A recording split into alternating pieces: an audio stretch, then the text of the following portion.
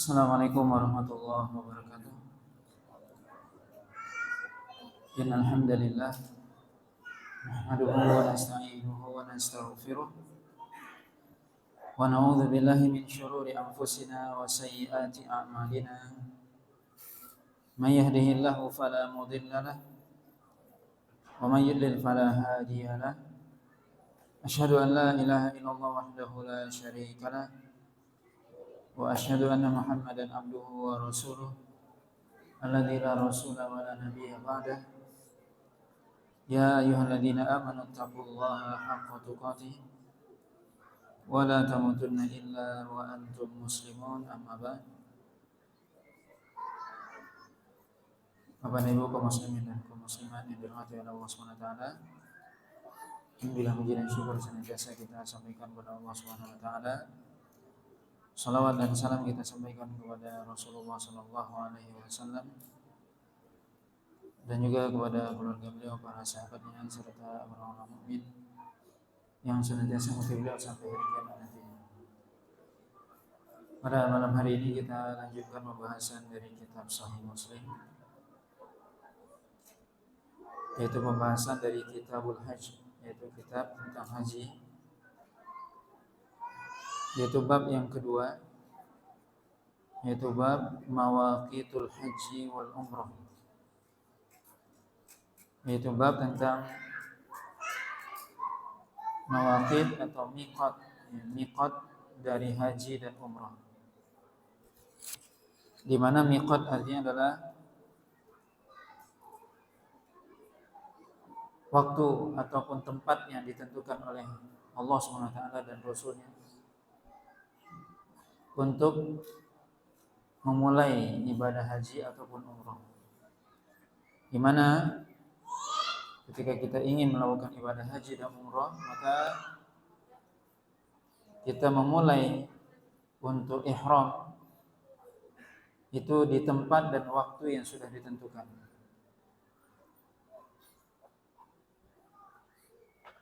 Berihram, ya, di bab sebelumnya sudah jelaskan di mana kita memulai berniat untuk melakukan ibadah haji dan umrah, dan pada bab yang lalu sudah disebutkan larangan bagi orang yang ingin umrah ataupun haji. Ketika sudah mulai ihram, maka dia dilarang melakukan beberapa hal yang sudah kita sebutkan di bab yang pertama. Bab yang kedua yaitu tentang di mana seseorang memulai dan kapan seorang memulai ihram tersebut, itu disebut miqat. Makanya para ulama menjelaskan miqat itu ada dua macam, yaitu miqat makani dan zamani. Miqat makani dan zamani. Miqat makani artinya miqat yang berkaitan dengan tempat, di mana tempat tertentu yang sudah ditentukan oleh Rasulullah SAW. Di situ dimulai untuk berihram. Dan itu yang dimaksud dalam bab ini. Adapun yang kedua miqat zamani, yaitu zaman.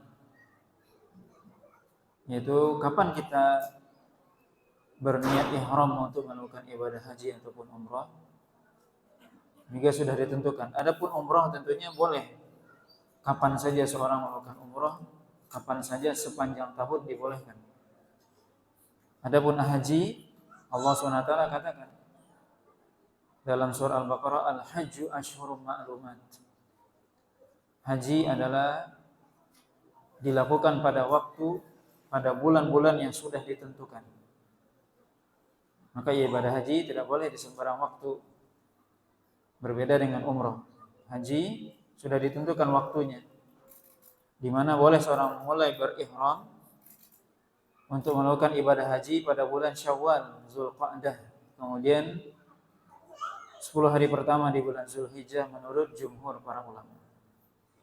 Maka ini namanya miqat zamani untuk ibadah haji, Syawal, Zulqa'dah, dan 10 hari pertama di bulan Zulhijjah. Adapun miqat makani, yaitu tempat seseorang mulai untuk berihram, maka juga ditentukan oleh Nabi SAW. Dan ini yang dimaksud dalam bab ini, yaitu miqat makani, yaitu tempat seseorang memulai untuk melakukan ibadah haji ataupun umrah. Dan ini bisa kita lihat bagaimana agama kita Islam, agama yang sempurna, di mana segala sesuatu diatur, tempatnya, waktunya, tata caranya dan sebagainya. Jadi Islam bukan agama abal-abal, agama yang berantakan, sembarangan. Tidak, Islam agama yang sangat teratur. Segala sesuatu diatur oleh Islam, dari hal yang paling kecil sampai yang besar. Ada aturannya. Agama yang paling teratur hanya Islam. Tidak ada lagi selain ini. Selain Islam. Anda bisa lihat bagaimana agama selain Islam berantakan. Tidak ada aturan. Tapi Islam agama yang mengatur segala sesuatu secara rinci dan detail. Dari hal yang paling besar sampai hal yang paling kecil diatur oleh Islam. Ini menunjukkan kebenaran Islam. Maka orang muslim itu mestinya dia teratur hidupnya. Kenapa? Karena Islam yang mengatur. Mau tak mau, kalau kita mengikuti ajaran Islam secara sempurna, kita mesti menjadi orang yang teratur. Dari sisi tempat, dari sisi waktu, semua kita diatur oleh Islam. Ada aturannya semua. Maka orang yang paling teratur mestinya orang muslim. Yang paling disiplin berarti sebenarnya orang muslim, karena dia semuanya diatur. Dan sudah terbiasa kita diatur. Dalam hadis ini atau dalam bab ini disebutkan oleh Imam Muslim hadis dari Abdullah bin Abbas radhiyallahu taala anhuma qala waqata Rasulullah sallallahu alaihi wasallam li ahli al-Madinati Dzul Hulaifah wa li ahli Syami al-Juhfah wa li ahli Najdin Qarnan wa li ahli al-Yaman Yalamlam. Qala hunna lahunna wa liman ata alaihinna min ghairi ahlihinna mimman arada al-hajja wal umrata faman kana dunahunna min ahlihi wa kadzalika wa kadza fadzaka hatta ahlu Makkah yuhilluna minha. Hadis ini dari Abdullah bin Abbas radhiyallahu taala anhuma, di mana beliau mengatakan bahwasanya Rasulullah SAW telah menentukan tempat bagi penduduk Madinah untuk memulai ihram, yaitu suatu tempat yang disebut dengan Dzul Hulaifah. Dzul Hulaifah. Atau di zaman sekarang disebut Bir Ali. Wali ahli Syam Juhfah. Adapun bagi penduduk negeri Syam, maka miqat mereka, tempat mereka berihram, tempat yang namanya Al-Juhfah. Ya, sekarang disebut Rabi' atau Said, ya, Rabi'. Kemudian wali ahli Najdin Qarnan atau Qarnul Manazil. Untuk ahli Najd, tempat mereka berihram adalah Qarnul Manazil. Kemudian wali ahli Yaman Yalamlam. Kemudian Nabi SAW mengatakan hunna lahunna. Mereka itu atau tempat-tempat tersebut adalah digunakan untuk berihram bagi orang-orang, bagi penduduk daerah itu sendiri. Dan juga bagi orang yang datang kepada mereka yang mereka bukan termasuk penduduk tersebut. Nabi SAW mengatakan hunna lahunna. Tempat-tempat tersebut menjadi miqat atau menjadi tempat untuk berihram bagi penduduk itu sendiri, bagi penduduk daerah itu sendiri, dan juga waliman ata alaihinna min ghairi ahlihinna, dan juga bagi orang yang datang ke kota atau negeri tersebut yang bukan penduduk daerah tersebut. Mimman aradal hajja wal umrah, bagi orang yang ingin melakukan ibadah haji ataupun umrah. Faman kana dunahunna famin ahlihi, adapun orang yang dia tinggal lebih dekat dari miqat-miqat tersebut, yaitu orang yang dia lebih dekat daripada miqat kepada Mekah, maka mereka berihram dari rumah mereka sendiri. Tidak perlu mereka balik jauh. Itu maksudnya. Bagi orang yang dia rumahnya lebih dekat ke Mekah daripada miqat, maka dia berihram dari rumahnya sendiri. Wa kadza fadzaka, kata Nabi SAW, begitulah yang lain juga. Hatta ahlu Makkah yuhilluna minha, sampai penduduk Mekah pun mereka berihram dari rumah mereka sendiri. Nah, jadi ini jelas Nabi SAW menjelaskan bahwasanya Nabi dalam hadis Abdullah bin Abbas telah menentukan miqat makani bagi orang yang ingin haji dan umrah. Bagi penduduk Madinah ada namanya Dzulhulaifah. Penduduk negeri Syam dan sekitarnya Juhfa. Ahli Najd, Najd itu sekarang misalnya Riyadh, ibu kota Arab Saudi, Dammam dan seterusnya, atau timurnya Saudi, itu Qarnul Manazil. Kemudian Ahlul Yaman, yaitu orang yang di selatan Mekah, maka tempat mereka berihram namanya Yalamlam. Maka ini ada 4 daerah atau 4 kota yang disebutkan oleh Nabi SAW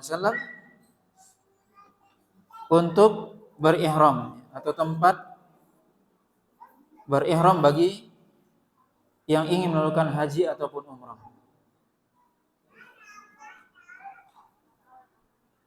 Kemudian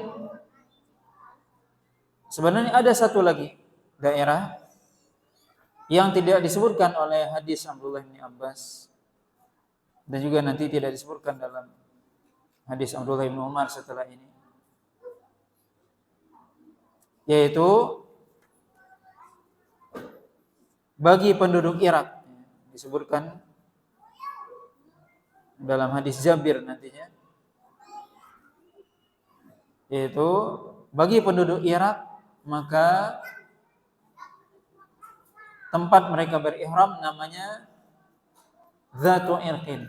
Dzatu Irqin bagi penduduk Irak dan sekitarnya. Maka mereka berihram di suatu tempat yang namanya Dzatu Irqin. Tetapi dalam hal ini para ulama berbeda pendapat dalam hal apakah Dzatu Irqin ini memang Nabi yang menentukan atau tidak. Di sini terjadi perbedaan pendapat, di mana nanti disebutkan hadis Jabir yang disebutkan oleh Imam Muslim di sini, bahwasanya perawi hadis yaitu Abu Zubair, yang beliau meriwayatkan dari Jabir bin Abdullah, beliau mengatakan ahsibuhu, bahwasanya beliau ragu apakah Jabir langsung meriwayatkan hadis tersebut dari Nabi atau tidak. Maka para ulama mengatakan bahwasanya Dzatu Irqin ini hadisnya mauquf. Mauquf itu artinya hanya sampai kepada sahabat, tidak sampai kepada Nabi SAW. Tetapi para ulama semuanya sudah sepakat atau ijma bahwasanya orang Irak memang mereka miqatnya dari Dzatu Irqin, berdasarkan ijtihad dari Umar bin Khattab radhiyallahu taala anhu, di mana orang-orang Irak ketika itu datang kepada Umar. Kemudian mereka mengeluhkan, kalau kami berihram dari Qarnul Manazil, dari tempatnya Ahlun Najd, maka akan jauh. Maka kemudian Umar bin Khattab menetapkan yang searah dengan itu atau yang sejajar dengan Qarnul Manazil, yaitu Dzatu Irqin. Dan hadis ini, riwayat ini disebutkan dalam Sahih Imam Bukhari. Maka para ulama sepakat atau ijma para ulama bahwasanya penduduk Irak atau yang datang dari daerah tersebut, dari Kufah, Basrah dan sekitarnya, itu mereka tempat mereka berihram adalah namanya Dzatu Irqin. Dan itu disepakati oleh para ulama, bahkan ini ijma para ulama, seluruh para ulama ijma. Ini menunjukkan bahwasanya ada 5 tempat yang sudah ditentukan oleh Nabi SAW. 5 tempat yang ditentukan oleh Nabi SAW tempat kita memulai berihram. Kemudian sepakat seluruh para ulama, kata Imam Nawawi, ijma seluruh para ulama bahwasanya seorang yang ingin melakukan ibadah haji dan umrah, maka mereka wajib atau disyariatkan mereka untuk berihram dari tempat-tempat tersebut. Jumhur para ulama mengatakan hukumnya adalah wajib. Wajib mereka memulai ihram dari tempat tersebut. Makanya kalau kita membaca kitab-kitab fikih, para ulama menjelaskan bahwasanya ihram itu termasuk rukun haji ataupun umrah. Kemudian berihram dari tempat yang sudah ditentukan oleh Nabi SAW tersebut termasuk wajib haji. Hukumnya wajib. Dimana kalau seseorang meninggalkannya, artinya dia melewati daerah tersebut, baru dia berihram, maka dia berdosa. Maka dia berdosa. Maka bagi dia ada 2 pilihan. Dia balik lagi ke daerah tersebut, atau dia membayar dam atau denda dengan menyembelih seekor kambing. Tapi hajinya sah. Itu menurut pendapat mayoritas para ulama.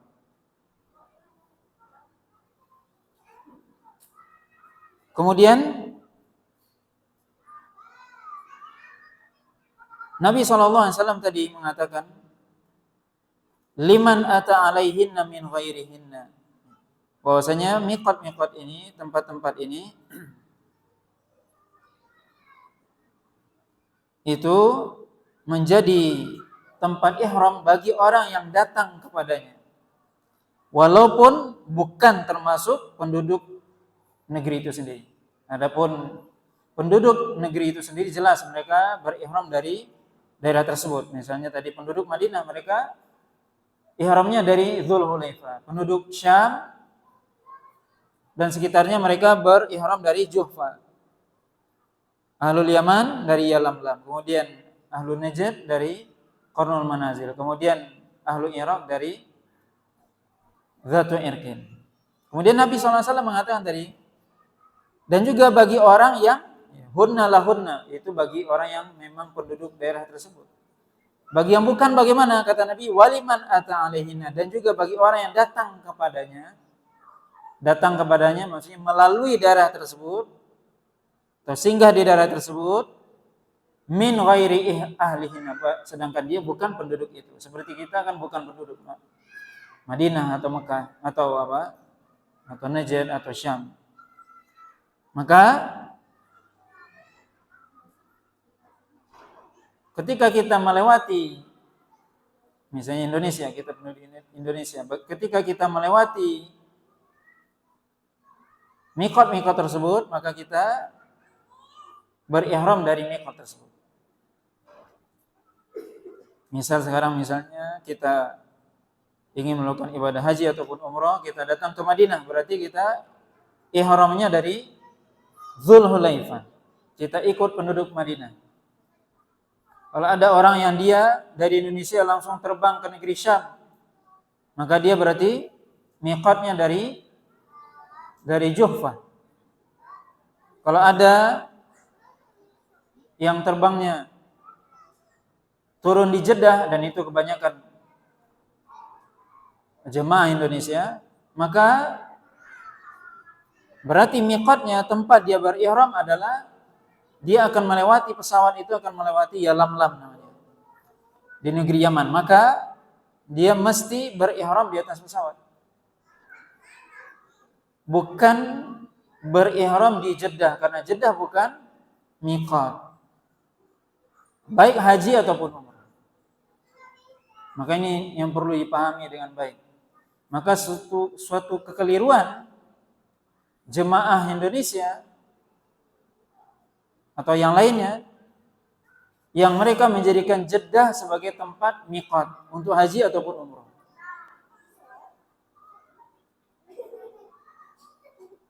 Maka miqat kita penduduk Indonesia, kalau kita melewati Yaman, pesawat kita misalnya, kendaraan kita, maka berarti kita miqatnya di atas pesawat, ihramnya di atas pesawat, ya ketika melewati Yalamlam. Inilah yang seharusnya. Ini yang dimaksud oleh Nabi SAW, waliman ata alaihinna min ghairi ahlihinna. Ini bagi orang yang datang melewati daerah tersebut yang dia bukan termasuk penduduk negeri tersebut.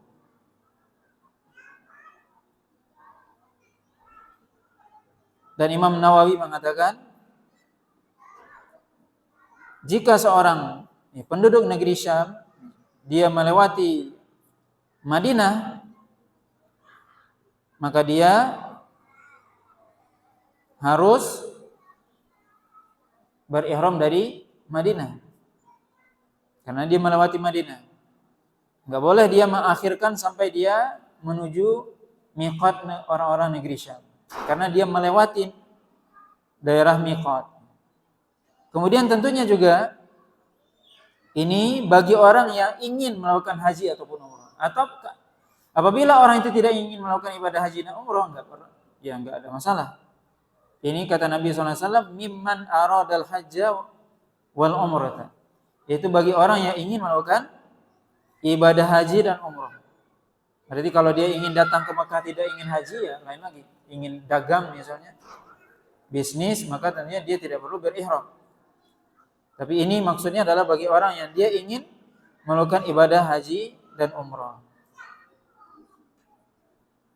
Adapun orang-orang yang rumah mereka, tempat tinggal mereka lebih dekat ke Mekah daripada miqat tersebut, maka mereka berihram dari rumah mereka sendiri. Tidak perlu mereka pergi ke tempat yang jauh. Maksudnya dia balik ke miqat.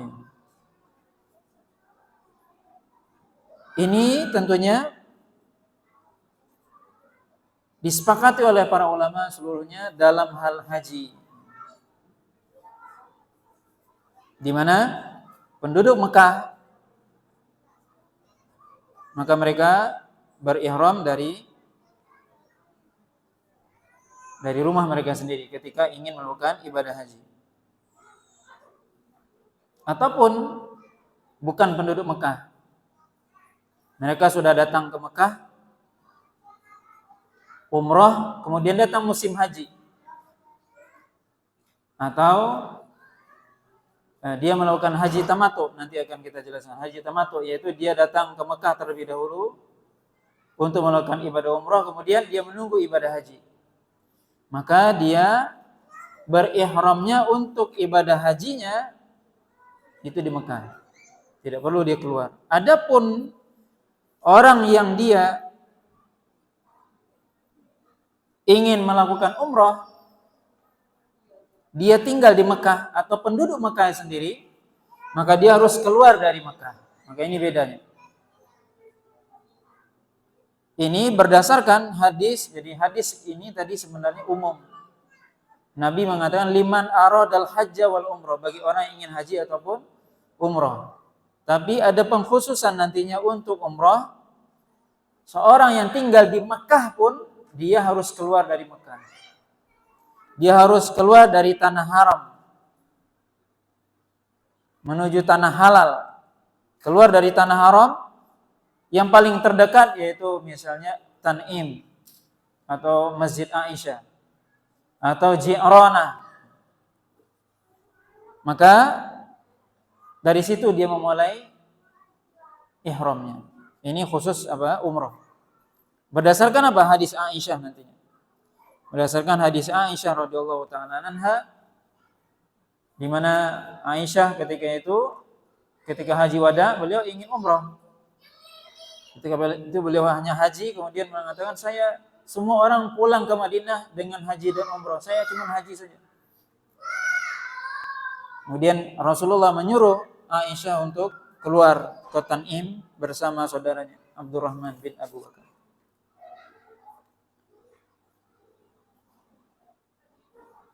Maka bagi penduduk Makkah ketika dia ingin melakukan ibadah umrah, dia harus keluar dari tanah haram menuju tanah halal, ya, biasanya Tan'im atau Ji'ran. Adapun selain itu yaitu kalau dia ingin melakukan ibadah haji, maka ihram untuk ibadah haji cukup di Mekah, di rumahnya sendiri. Baik bagi penduduk Mekah atau bukan penduduk Mekah tapi dia sedang berada di Mekah, maka ihram untuk ibadah haji cukup di Mekah, tidak harus keluar.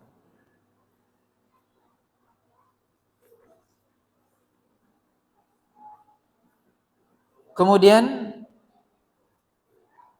riwayat selanjutnya disebutkan oleh Imam Muslim. Di sini sebenarnya disebutkan riwayat Abdullah bin Abbas juga,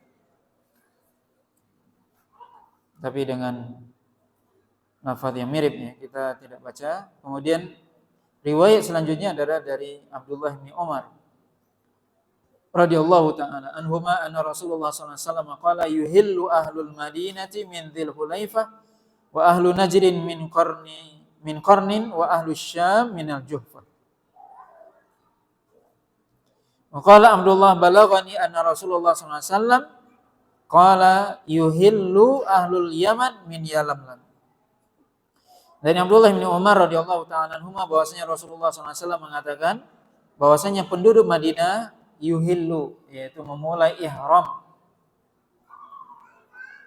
di Dzul Hulaifah. Wa ahlu Najdin min qarnin. Ahlu Najd dari qarnin, yaitu qarnul manazil.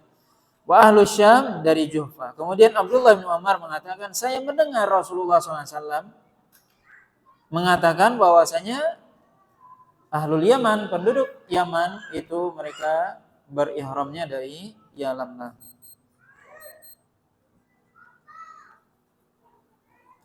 Riwayat yang lain disebutkan oleh Abdullah bin Umar juga mirip, lafadznya adalah muhillu ahlil Madinah Dzul Hulaifah. Muhallu ahlil Madinah. Muhal artinya tempat berihram, tempat ihlal, tempat berihlal, ya, tempat berihramnya. Ahlul Madinah adalah Dzul Hulaifah. Wa muhallu ahli Syam Mahya'ah wa hiyal Juhfah wa muhallu ahli Najdin qarnun,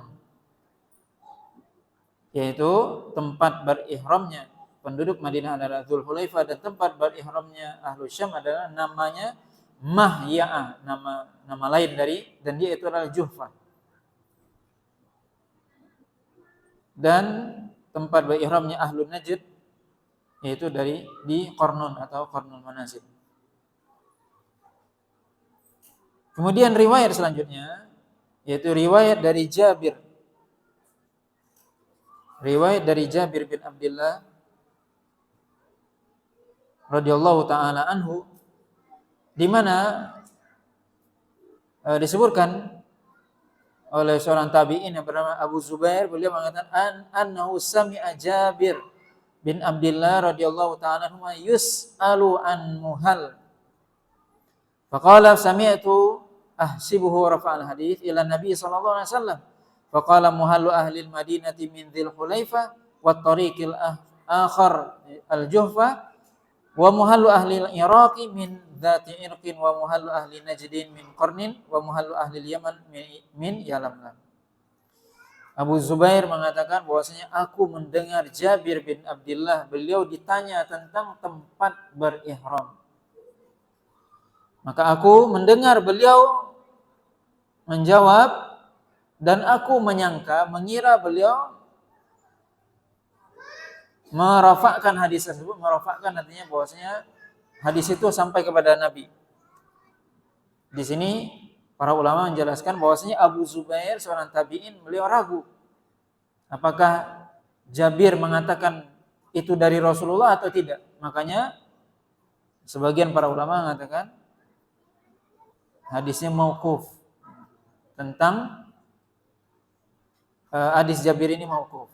Di mana dalam hadis Jabir disebutkan muhallu ahlil Madinah dzil Hulaifah, yaitu tempat berihramnya ahlul Madinah adalah penduduk Madinah adalah Dzul Hulaifah. Kemudian jalan yang lain, yaitu maksudnya adalah bagi penduduk Syam adalah Juhfah. Wa muhallu ahlil Iraq. Nah, ini yang disebutkan, yaitu tempat berihramnya penduduk Irak adalah Dzatu Irqin. Wa muhallu ahli Najdin min Qarnin, dan tempat berihram penduduk Najd adalah Qarnun. Wa muhallu ahli Yaman Yalamlam, dan tempat berihramnya penduduk Yaman adalah Yalamlam. Dalam hadis Jabir ini disebutkan tambahan dari, yaitu Dzatu Irqin. Dalam hadis Abdullah bin Abbas dan Abdullah bin Umar hanya disebutkan tidak disebutkan Dzatu Irqin. Tapi tadi sudah kita sebutkan sebagaimana disebutkan oleh Imam An-Nawawi bahwasanya sepakat para ulama, ijma para ulama bahwasanya penduduk penduduk Irak dan sekitarnya itu mereka ihram dari Dzatu Irqin. Baik itu yang berdalil dengan hadis Jabir, sebagian mereka mengatakan hadisnya mauquf, atau sebagian lagi mengatakan bahwasanya penunjukan Dzatu Irqin adalah keputusan dari Umar bin Khattab ya radhiyallahu ta'ala anhu, dan tentunya apa yang ditetapkan Umar, beliau adalah salah satu khalifah yang Rasulullah menyuruh untuk kita mengikutinya.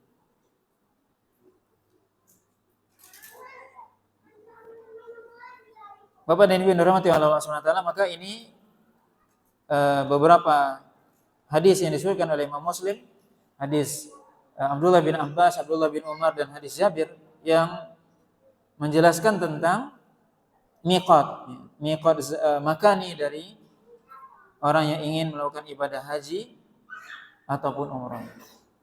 Tentunya di sini sebagaimana kita sebutkan di awal bahwasanya Nabi SAW telah menentukan tempat-tempat tersebut tentunya agar kita berihram dari tempat tersebut, tidak kita melewatinya. Tadi sudah disebutkan hukum kalau melewatinya, dia ingin umroh atau haji kemudian dia sengaja melewati, maka dia berdosa.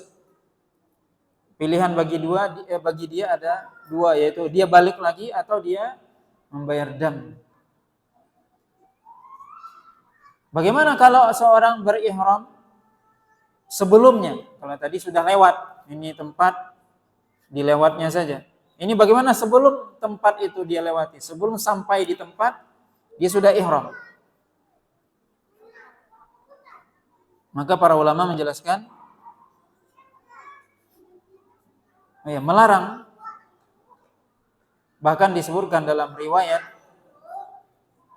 Imam Malik rahimahullah ta'ala pernah ditanya bahwasanya ada seseorang yang dia ingin berihram dari Masjid Nabawi atau sekitarnya, tidak dari Dzul Hulaifah. Maka Imam Malik mengatakan, aku khawatir. Maka Imam Malik melarang, jangan. Kata Imam Malik, aku takut kepada engkau. Kata orang tersebut, takut apa? Kata Imam Malik, takut fitnah. Fitnah apa? Kemudian Imam Malik membaca akhir dari surah An-Nur. Allah SWT mengatakan, falyahdharil ladzina yukhalifuna an amrihi an tusibahum fitnah aw yusibahum adzabun alim. Hendaknya berhati-hati orang yang menyelisihi perintah Rasulullah di mana mereka akan ditimpa fitnah atau ditimpa azab yang pedih. Fitnah dalam ayat itu kata Abdullah bin Abbas, fitnah yang dimaksud adalah artinya kesyirikan, kekufuran dan maksiat. Seorang yang ketika dia menyelisih perintah Nabi bisa jatuh, minimal dia jatuh pada perbuatan dosa dan maksiat. Karena Nabi menyuruh penduduk Madinah ihramnya di mana? Dzulhulaifah. Kemudian mungkin dia berpikir, ngapain dari Dzulhulaifah? Saya lebih jauh, lebih banyak pahalanya berarti. Atau langsung dari Masjid Nabawi aja, masjid yang paling mulia daripada Dzulhulaifah. Kita bisa lihat bahwasanya Nabi sendiri tentunya udah tahu. Kenapa Nabi tidak berihram dari masjid beliau sendiri, tapi justru memilih Dzulhulaifah? Tentunya sudah ada aturannya. Maka ketika orang menyelisihi perintah Nabi, maka kata Imam Malik, aku takut kepada engkau. Takut apa? Fitnah, sebagaimana disebutkan oleh Allah SWT dalam akhir surah An-Nur. Bahwasanya orang-orang yang dia menyelisihi perintah Nabi akan ditimpakan kepada dia fitnah. Ya minimal fitnah yang maksud adalah dosa dan maksiat. Maka itu adalah maksiat ketika dia menyelisihi perintah Nabi SAW. Kata Nabi, dari Dzulhulaifah, dia ihramnya dari Masjid Nabawi misalnya. Ini menyelisih perintah Nabi. Seolah-olah dia lebih hebat daripada Nabi, dia lebih pintar daripada Nabi. Maka tugas kita adalah mengikuti Nabi. Ittabi'u, ikuti, jangan kita menyelisihi. Apa yang sudah ditetapkan oleh Nabi, maka itulah yang terbaik, itulah yang paling baik. Tidak kita lewati, tidak kita selisihi. Maka ini kalau seandainya tadi melewati berdosa, begitu juga seorang ketika dia berihram sebelum miqat. Sebelum miqat, maka dia juga berdosa karena dia menyelisihi perintah Nabi SAW. Karena Nabi SAW tentunya sudah menetapkan. Buat apa Nabi menetapkan ini semua? Kecuali tentunya untuk diikuti, untuk kita ikuti. Nah, wallahu ta'ala alam, ini mungkin beberapa hadis yang bisa kita sampaikan. Itu bab yang kedua dari Kitabul Hajj.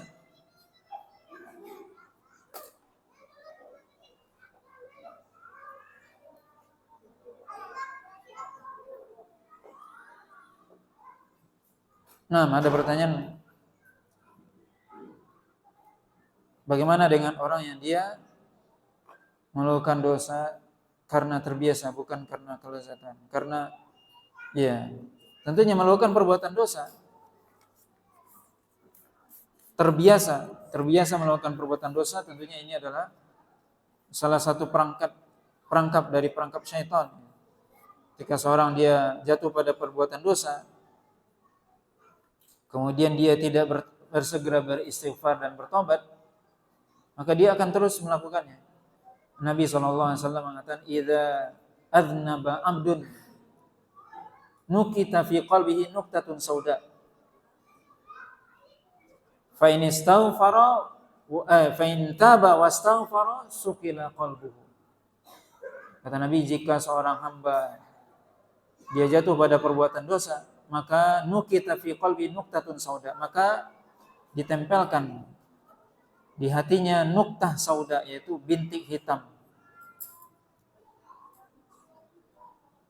Fa in taba wastaghfara suqila qalbuhu. Kalau seandainya dia bertobat, beristighfar pada Allah SWT dari dosa tersebut, dia hatinya bersih kembali. Tapi kalau dia tidak bertobat dari dosa tersebut, maka tentunya dia akan terus melakukan dosa, terbiasa, kemudian hatinya semakin banyak bintiknya. Kemudian hatinya menjadi gelap. Kata Nabi SAW, dan juga Allah SWT menyebutkan, "Kalla bal rana ala qulubihim ma kanu yaksibun." Nabi SAW mengatakan, "Fadzalika ran." Itulah ran. Ran artinya adalah sesuatu yang sudah gelap, yang sudah menutupi, yang Kalau seorang sudah tertutup hatinya, dia tidak bisa membedakan antara yang hak dengan yang batil. Alhamdulillah. Hati itu ketika dia bersih, dia bisa membedakan ini benar, ini salah. Tapi ketika hati itu sudah tertutup, gelap, berkarat, maka dia tidak bisa membedakan ini benar atau salah. Kemudian yang kedua juga ketika dia sudah tertutup hati itu, maka sulit dia menerima kebenaran. Maksudnya ketika dinasihati dia tidak terima. Itu dikhawatirkan karena hatinya berkarat. Artinya hatinya sudah tidak bersih. Sulit menerima kebenaran. Sulit menerima nasihat. Ketika disampaikan kebenaran, nasihat, tidak menerima. Atau dibacakan Al-Quran, tidak tersentuh hatinya dengan Al-Quran. Makanya perkataan Utsman bin Affan yang sangat masyhur, "Lau taharat qulubuna ma syabi'na min kalami rabbina." Kata Utsman bin Affan, kalau seandainya hati kita ini bersih, maka kita tidak akan pernah kenyang dari Al-Quran. Ya, artinya pasti terus tidak pernah kenyang, artinya lapar terus, haus untuk terus membaca Al-Quran, untuk membaca Al-Quran. Tapi itu kalau hati orang bersih, ada keinginan terus membaca Al-Quran. Tapi karena hati kita kata Utsman bin Affan, kalau hati kita bersih, mungkin akan terus ingin baca Al-Quran. Tapi karena artinya apa? Sebaliknya, kalau hati kita enggak bersih, maka malas baca Al-Quran. Itu salah satu mungkin kita bisa mendeteksi hati kita bersih atau tidak, karena malas baca Al-Quran, salah satunya. Malas. Kenapa malas baca Al-Quran? Baca Al-Quran, baru baca saja, belum lagi kita mentadaburi, membaca artinya dan sebagainya. Kenapa malas hati ini? Salah satu itu adalah penyebabnya adalah hati kita berarti enggak bersih. Coba kata Utsman bin Affan, kalau seandainya hati bersih, maka tidak akan kenyang dari baca Al-Quran. Artinya apa? Baca terus tidak akan kenyang-kenyang. Sama yang kita makan, 2 kali, 3 kali kenyang kita. Udah. Tapi kalau orang hatinya nggak bersih, dia malas baca Al-Quran. Dan itu penyebabnya salah satunya adalah perbuatan dosa dan maksiat. Maka tentunya seorang menjauhkan diri dari perbuatan dosa dan maksiat tersebut.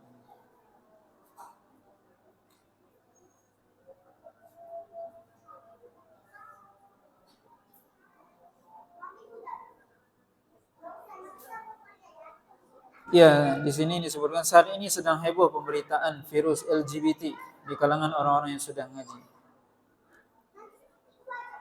Bagaimana kita menyikapi hal ini dan bagaimana cara menasihati pelaku penyimpangan seksual tersebut? Apakah harus diberi sanksi sosial hajar jika masih saja melakukannya? Nah, ini tentunya juga termasuk virus dosa dan maksiat, yang tentunya ini disebarluaskan oleh syaitan dan para pengikutnya. Syaitan dari kalangan jin dan manusia, LGBT dan semisalnya. Ini siapa yang mempropagandakan, menyebarluaskan? Syaitan. Baik dari kalangan jin dan manusia. Maka bagaimana sikap kita? Pertama, kita berlindung kepada Allah SWT, berdoa kepada Allah SWT. Kita berdoa agar Allah SWT menjaga diri kita, keluarga kita, anak keturunan kita dari virus LGBT ataupun yang semisalnya, ataupun yang lebih besar daripada itu. Baik fitnah, fitnah itu ada 2, fitnah syubhat dan syahwat. Ini namanya syahwat. Kita berlindung kepada Allah SWT dari fitnah. Fitnah syubhat dan syahwat. Ini syahwat. Syubhat, penyimpangan pemikiran yang tak kalah dahsyat juga. Maka sikap kita yang pertama, berlindung kepada Allah, berdoa kepada Allah SWT. Yang kedua tentunya kita berusaha terus belajar,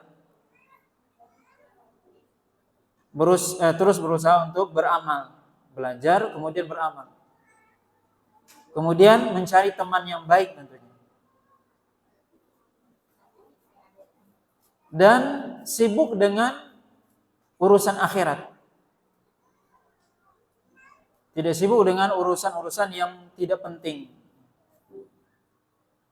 Termasuk mungkin media sosial. Kalau tidak penting nggak usah. Karena mungkin salah satu penyebarannya ini macam-macamnya itu mungkin juga dari media sosial. Kenapa orang itu bisa tahu dan sebagainya? Ini kan karena media sosial. Maka media sosial kita mestinya harus lebih berhati-hati. Kalau tidak penting nggak usah. Karena mungkin lebih banyak mudaratnya daripada manfaatnya. Kita bisa lihat bagaimana perbuatan dosa dan maksiat, penyimpangan itu merajalela atau cepat sekali berkembangnya lewat apa? Media sosial. Di zaman dahulu ada nggak LGBT? Ada dulu. Orang berzina dulu ada nggak? Ada. Tapi nggak tersebar seperti pesat seperti di zaman kita. Kenapa? Apa yang menyebabkan itu tersebar? Ya media sosial. Kita berusaha menjaga diri kita, keluarga kita. Kemudian kalau kita tahu orang yang melakukan, tentunya kita berusaha mengingatkan dia, menasihati sesuai dengan kemampuan kalau kita mampu. Dan tentunya harus dipisahkan orang itu. Kalau kita mampu, kalau kita berarti temannya atau walinya.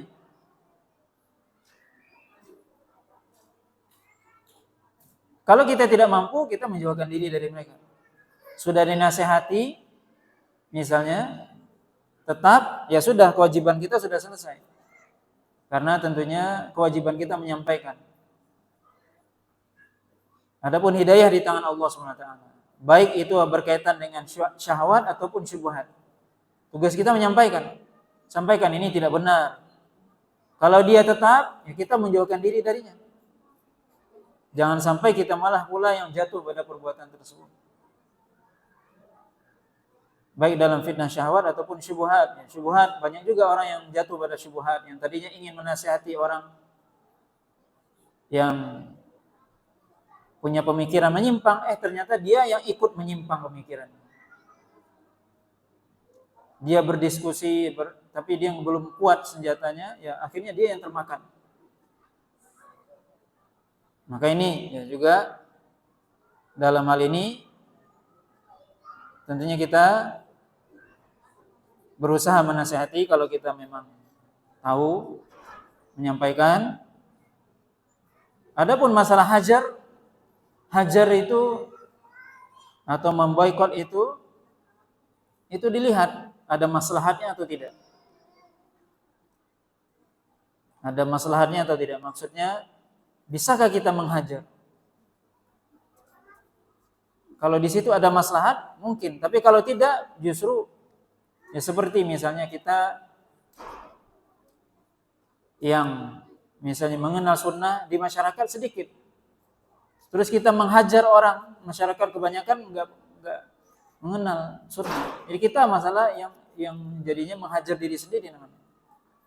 Menghajar itu adalah orang yang punya kekuatan. Kapan Nabi SAW menghajar di Madinah? Di Mekah Nabi nggak pernah menghajar karena beliau minoritas. Jadi menghajar itu adalah orang yang mayoritas dan kuat, punya power, pengaruh. Nabi menghajar sahabat, memboikot sahabat, misalnya Ka'ab bin Malik dan dua orang sahabat yang lainnya yang tidak ikut perang Tabuk gitu. Karena apa? Di Madinah kuat kaum muslimin ketika itu. Dan di situ ada maslahat. Orang yang dihajar ketika dia diboikot, dia tahu akhirnya dia sadar. Jadi tujuan hajar itu bukan hanya sekedar untuk kemaslahatan semua. Orang yang dihajar kira-kira dia mau bertobat atau enggak. Kalau justru malah tambah parah, itu tidak disyariatkan hajar. Tidak disyariatkan. Sama dengan misalnya kita mendidik anak misalnya. Anak itu nggak mau sholat dan sebagainya itu. Kita bilang, sudah kamu nggak usah pulang-pulang. Ya sudah, semakin parah dia. Justru apa? Nggak boleh. Atau nggak usah kasih uang jajan misalnya. Tambah nggak sholat, berarti nggak boleh hajar. Semakin parah dia, maka hajar itu harus dipikirkan maslahat dan mudaratnya. bukan serampangan dan sembarangan. Pikirkan matang-matang ada maslahat atau tidak. Nah, wallahu taala alam wa sallallahu ala nabiyyina Muhammadin wa ala alihi wasallam. Assalamualaikum warahmatullahi wabarakatuh.